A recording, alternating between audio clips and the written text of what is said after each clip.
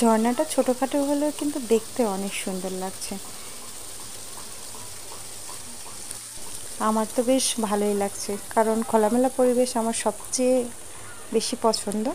তো গত 14ই এপ্রিল আমরা রংপুরে গিয়েছিলাম। সেখানে গিয়ে হঠাৎ করে আমাদের মনে হলো যে একটু রংপুর চিড়িয়াখানা পার্ক থেকে ঘুরে আসি। তো যখন আমরা ভিতরে ঢুকলাম, দেখতে পেলাম যে ওখানে আরও একটি পার্ক আছে। আমার হয়তো জানা ছিল না। তো আমরা ঢুকে পড়লাম সেখানে। ঢুকেই দেখলাম ভিতরের পরিবেশটা অনেক সুন্দর। বাচ্চাদের বিনোদনের জন্য ছোট ছোট প্লে জোনগুলো রয়েছে। তারপর সবাই দেখছি ফ্যামিলিদেরকে নিয়ে একটা মনোরম পরিবেশে সুন্দরভাবে সময় কাটাচ্ছে।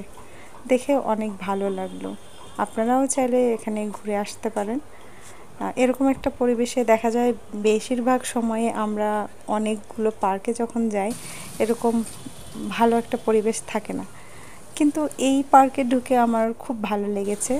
এই তো খোলা আকাশের নিচে শুদ্ধ বাতাস নিচ্ছিলাম আর পার্কের ভিউগুলো আমি উপভোগ করতেছিলাম। বেশি সময় থাকা হয়নি, নেক্সটে গেলে হয়তো আরও অনেক সময় ধরে থাকবো, কারণ আমার বাবু ঘুমিয়ে গিয়েছিল। আমরা ওখান থেকে তাড়াতাড়ি তাই চলে এসেছি। চাইলে আপনারাও আপনাদের ফ্যামিলি নিয়ে ঘুরে আসবেন, সুন্দর সুন্দর সময় কাটাবেন।